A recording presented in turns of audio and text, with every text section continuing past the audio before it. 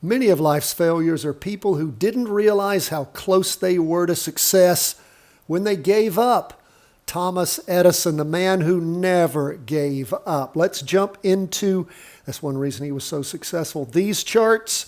We'll start with the S&P 500. We ended the week just flat. Literally, S&P closed it where it opened. It is up at nothing for the day. Now, for the week, we did go just a little bit above the prior high. We look at the prior high the week beginning January the 21st. That was a Tuesday because of Martin Luther King holiday. The high, 610.78. The high this week, 610.99. So again, touched just a wee bit higher this week. The prior 2 weeks, a doji last week and a green spinning top the week before, just barely a green spinning top, had a little bit of a down move on it. But as we look at this week, what do we see when we look in depth at where everything is? Well, our probability of continuing upward has slightened. It's right at 60% is what our probability is. The chance of a consolidation is around 40%. Where would we see the buy point if indeed there is a retracement? Around the $603 to $605 range. Again, that's what we're seeing is where things are probably going to roll back to.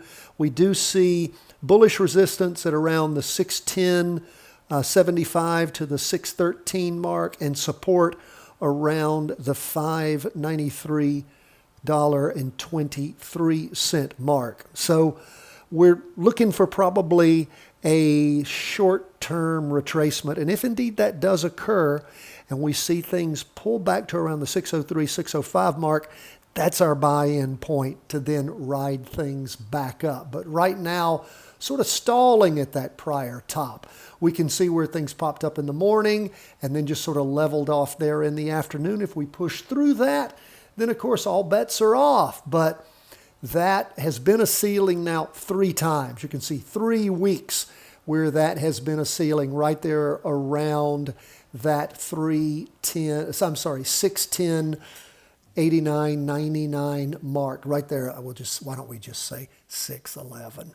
So we'll keep a close eye on things. If we do see that retracement and you see things finding some support around that 603, 605 next week, then of course look to pull the trigger on an up trade. We shall see. Now again, we're not a stock calling service. I say this all the time. We're an education firm. Whenever I talk about buying things, talking about practice trading, I'm not going to give market advice. Nobody pays me for that, and I am not doing that. I'm not being responsible for anybody going in with half knowledge, doing things that might hurt them. Now let's jump into the NASDAQ. Where are we there? Well, we see that again pushing up on the prior high. We see, go back to December, the week beginning December 16. The high that week, 538.28. The high this week, 538.84. So it punched up just a wee bit higher, but right in that same area, we see again another likely pullback before a push upward. Probability of a small pullback, we rated around 55%, 45% continuation upwards. The buy point would be around the 527 to 530 range on a pullback. That's $8+ right there. And just to get to the 530, because it's at 538.15 as we close. And we will again be looking for support around the 524 to 527 mark, resistance at the 538 to 540 mark. So again, thinking that what we're going to see is a pullback and then a push forward. So we'll keep an eye on things, although for the last 2 days, you can see on that half-day chart, just been clocking up. But then, again, at the end of the week here, hitting right there around the prior high. So we'll see how Monday starts and how Monday goes. If it blows through this resistance and you see the candle just start penetrating right up through it, then those bets are off. Let's look at where we are on 20-year U.S. government bonds. Right now, we can see where we had things going up the last 3 weeks. Lots of volume last week, lots of volume this week. But we see this red volume. What does that mean? I tell you guys this all the time. It does not mean negative volume. It simply means that the latest candle opened lower than the prior close. A green volume means it opened higher than the prior close. Now, it gives you interesting information, but it doesn't tell you negative volume. The volume is just the volume. What we do see happening here, though, is we have a green spinning top sitting right there on the trend line. That is showing a weakening, right? We've gone from candles building and moving up, building volume. Volume's nice, but the candle hadn't reached the prior high. It also has a lot of down movement below the little candle, so smaller candle and down movement. Look here on the 2-day. This is the Thursday, Friday. It finished drawing. That prior 2-day candle was red, pulled down through the weekly trend line. We ended the week with the 2-day below the weekly trend line, although it is green. We can see on the half-day chart where it punched up and through. It punched up strong in the morning on Friday and then pulled back some. Overall for the day, up 0.53%. Where does that lead us? We see the direction, and we can see it right now. It's sideways, slightly bearish. That is by the green spinning top. The other green spinning top on the 2-day below the weekly trend line.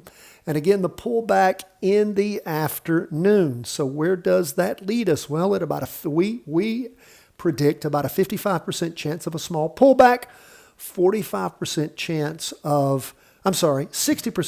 of a small pullback and downward drift, 40% chance of a breakout. The buy point right at $88 if indeed it drops. Okay.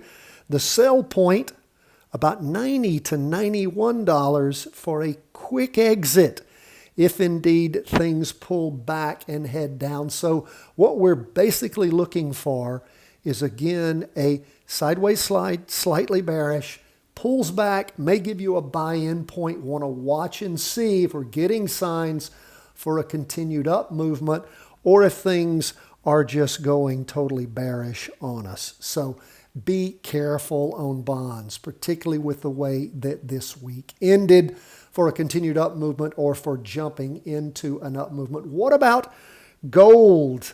Well, gold, we're looking for a bit of a retracement. Where do we see that happening? Well, we see on the 2-day candle, it's got quite a wick on top. A small candle, smaller than all these prior candles going all the way back to Tuesday the 28th. We do have decent volume on the 2-day. We have decent volume this week. In fact, not just decent, but great. It keeps going up. It is pushing up. We see at the end of the day, though, the first real red down movement that we've seen in a while, and gold really slacked off, 1.49% pulling down. So we see a small retracement, but we believe that it's going to resume the uptrend. We think it's about a 50% chance of a dip, about a 50% chance of a sideways slide into consolidation.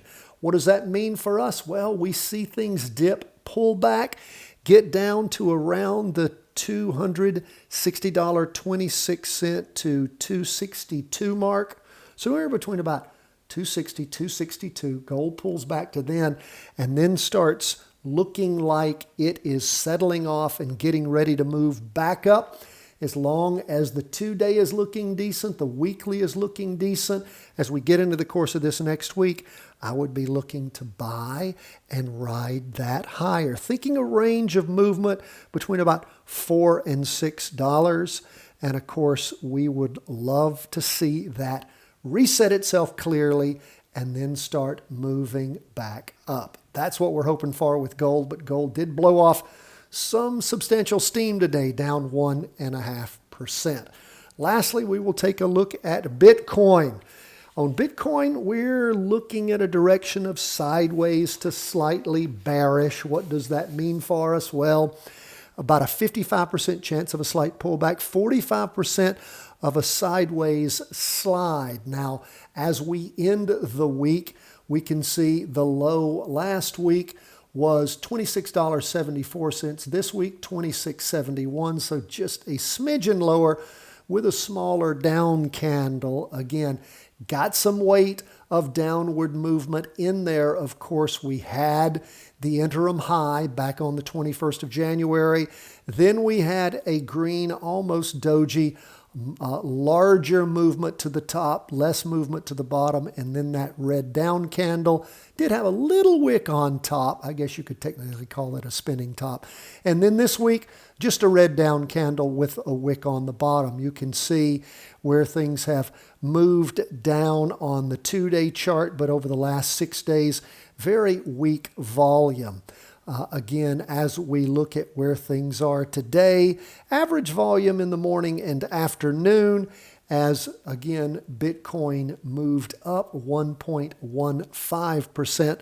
So we will keep our eye on things again, primarily not expecting any grand up movements, just a slight pullback or a sideways slide. So we'll keep our eye on Bitcoin as we jump into this next week. Folks, that's where we are. I hope that you have had a great week with us. You're supercharged. You're going to get charged up over the weekend and be ready for another fascinating week. 10 to 15 minutes each and every day. That is all we ask. If you don't have my latest book, 3-Wave Trading, man, you need it. How do you get it? It's only available now to Patreon members, and you can become a Patreon member at as little as $30 a month. First thing you'll get is the book in our ebook format. Second thing you'll get, it'll all be in the same email, is Options Made Simple, the Charting Wealth Way. Support us. Show your appreciation for what we do free for you each and every day. God bless, my friends. All the best from Charting Wealth.